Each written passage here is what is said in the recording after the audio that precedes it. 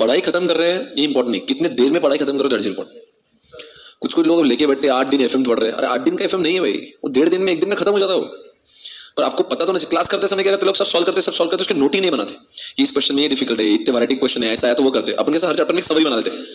तो यही समरी जो है ना वो आपने बहुत मेहनत से बनाई है, तो उसको अभी ऐसे दिमाग से अगर आपने नोट ही नहीं बना तो क्या होगा, नहीं तो ये याद थोड़ी ना आएगा, आपको कंप्यूटर थोड़ी ना हो, वो पूरा स्क्रैच से आपको वापस पूरा बिल्ड करना पड़े, तो बिल्ड मत करो।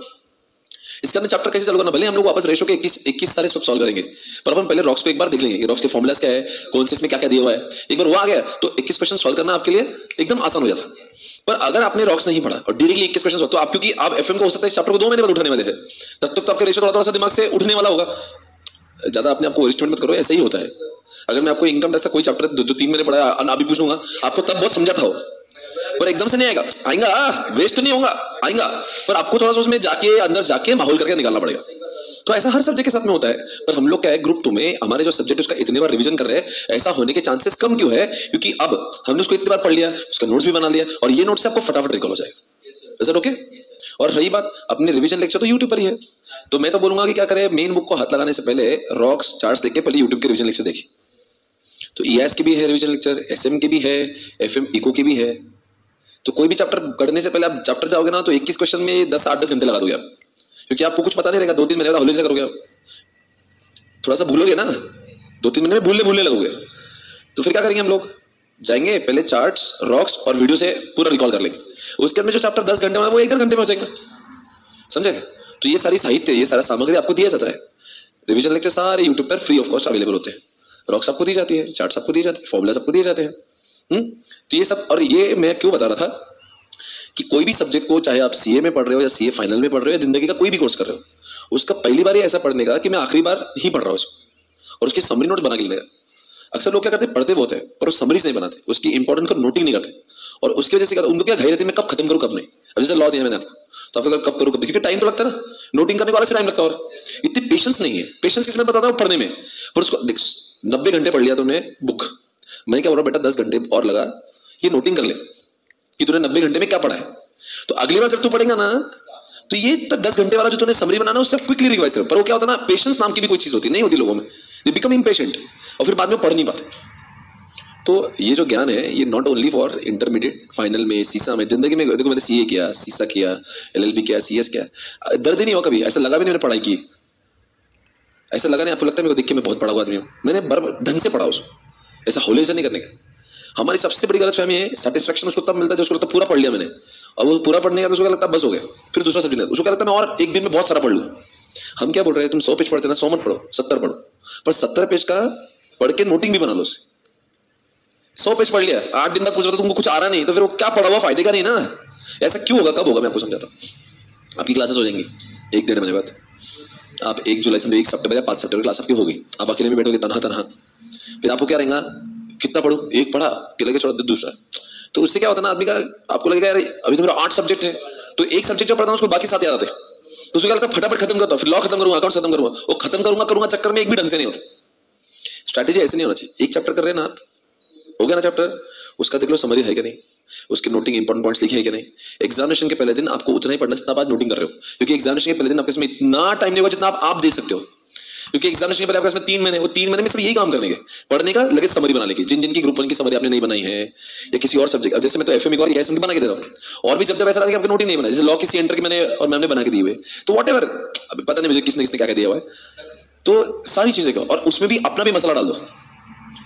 मेरे नोट्स बनाने के बाद आपको लगे यार नहीं यार ये चीज सर ने नहीं बोली पर मुझे लगती है इंपॉर्टेंट है, तो आप चिट्ठा लगा के वो भी ऐड कर दो। तो कोई भी सीए का अटेम्प्ट आपको सेकंड नहीं लगेगा। लोग क्यों फेल होते हैं मैं आपको बता रहा था, क्यों फेल होते हैं, रिवीजन नहीं कर पाते हैं, क्यों फेल होता है, और भी एग्जामिनेशन में रिकॉल नहीं कर पाते, फिर एनालिसिस करते क्यों रिकॉल नहीं कर पाए, बिकॉज का रिवीजन कम हुआ। फिर सवाल उठता है फिर रिवीजन क्यों नहीं कर रहे थे आप, टाइम नहीं था। फिर क्यों टाइम लग गया आपको इतना, क्योंकि इतना बड़ा था, एक बार में टाइम खत्म हो गया। फिर ऐसा क्यों हुआ, बिकॉज आप बड़े मोटे बुक से पढ़ रहे थे, फिर अच्छा मोटे बुक से पढ़े इसलिए फेल हो रहे, इसलिए काम करो ना, फिर हर चीज का कॉम्प्रेस बना दो, समराइज कंसाइज्ड हर चीज का, उसके बाद में आपको पास होने से कोई नहीं रोक सकता। इस अटेम्प्ट में आप पास हो जाओगे अगर आप थ्योरी को ये फॉलो करोगे जो मैं कह रहा हूँ, ये जो मैं कहा अभी, अगर ये आप अपने जिंदगी में अपना लोगे ना, जीवन में कोई भी सीए का एग्जामिनेशन आपको दोबारा नहीं देना पड़ेगा। Let him ask anything. आपको अपनी तरफ से ध्यान देना, मैं इतना छोटा बना दूं और छोटी चीज को मैं 10 बार रिवाइज करोगे, तो जितना बार रिवीजन करोगे आप उतना रिकॉल होगा, क्योंकि examination is about the game of memory. You should be able to recall. Recall एक बार पढ़ने में नहीं होगा, तो फिर क्या करना पड़ेगा, बार बार पढ़ना पड़ेगा। बार बार कब पढ़ा जाएगा, जब छोटा छोटा होगा। इसलिए छोटी छोटी चीजें बनाना सीखो। कोई भी सब्जेक्ट जितना उसको बनाएंगे छोटा, उतना मार्क्स आएंगे ज्यादा। छोटी चीज को आप बहुत बार रिवाइज करेंगे, बहुत बार रिवाइज करने से दिमाग में रह जाएगा, फिर एग्जामिनेशन में पूरा रिकॉल हो जाएगा। सिंपल है ना, कुछ उसमें रॉकेट साइंस नहीं। पर होता क्या ना, हमारे तरीके हमें फेल करता है, आईसीआई नहीं। आईसीआई कैसे फेल कर सकता? अगर मुझे आ ही रहा सब, और 50% तो चाहिए यार। ऐसा कौन सा एग्जामिनेशन जो 50% नहीं आ सकते? अपने तो 90 मारा है। अब बताओ 90, 95, 98 तक का स्कोर क्या है कुछ बच्चों ने यहाँ पे, तो मतलब क्या, तब बुद्धि बहुत थी। तब बुद्धि बहुत नहीं थी। अब याद करिए, तब आप बचपन में सिलेबस छोटा था, बहुत बार पढ़ते थे, चैप्टर के बाद में भी टेस्ट देते थे।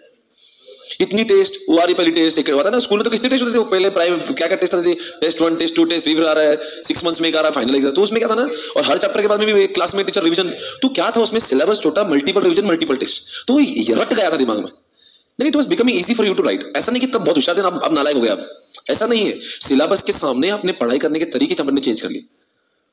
सिलेबस इतना बड़ा है, टाइम छोटा है, तो क्या करना, सिलेबस को छोटा कर लो, टाइम तो बड़ा नहीं कर सकते। दोनों ही लेवल बड़े, सिलेबस बड़ा, टाइम छोटा, तब क्या करना पड़ेगा, टाइम तो बढ़ा नहीं सकते, सिलेबस को यहां पे लेके आओ, यहां। फिर देखो कोई भी फेल नहीं होता। एक मैं आपको बताता हूं, दिमाग से ज्यादा मैं आपको बता रहा हूं कि आपके पास में बहुत ज्यादा होशियार होना, बहुत हार्डवर्क करना, ये विषय नहीं है। आप उसको किस स्ट्रैटेजी से फेस कर रहे हो। एक आपने इसका स्मार्टनेस है, ऐसा ये पेज में पूरा 50 लाइन का पेज है, उसमें से 5 लाइन काम की, तो 5 लाइन लिख के रख देना भाई बाजू में। अगली बार पूरा पढ़ना पड़ता क्यों है? This is the way you should understand every study. मैं आपको बता रहा हूं, जिंदगी में कोई भी डिग्री कर लो आप, कभी फेल नहीं होंगे आप। इतने सारी डिग्री करने के बाद मुझे आज लगता है कि लोग फेल होते, तो मैं खुद भी इंटर में फेल हुआ। तब फेल हो जब मेरे को ये सारी चीजें मुझे समझती नहीं थी। आया, एक बुक उठाया, पूरा पढ़ा, एक समरी नहीं बनाया, कुछ नहीं बना, हाईलाइट नहीं किया, गई बुक, दूसरी बुक उठा। I used to work hard but I didn't clear. क्यों? अक्ल नहीं थी ना, कोई समझाने नहीं। खुद को आदमी बहुत होशियार समझता पहले। आदमी का प्रॉब्लम क्या है, वो छोटे बाप का नहीं होता, वो पहले का उसको करता, वो भारी है, तो वो अपने अपने तरीके लगाता। वो अपने तरीके से 10, 12 पास हो गया, क्योंकि तब सिलेबस छोटा था और टाइम ज्यादा था। साल भर पढ़ रहे, 12 महीने चल रहा है, जून में क्लास चालू हो रही है, अप्रैल में एग्जाम हो रही है, टेस्ट मैच जैसा लोग पढ़ा रहे एक दिन, अपने में टाइम होते, टाइम ज्यादा, सिलेबस कम। अब उल्टा हो गया ना, टाइम कम, सिलेबस ज्यादा। कितना सिलेबस आपको मजा क्या? जीएसटी भी है, डीटी भी है, ईआईएस भी है, एसएमबी और एफएमबी और इको भी है। 8 सब्जेक्ट में आपको 11 है, और एक कौन सा 8 तो 8 है।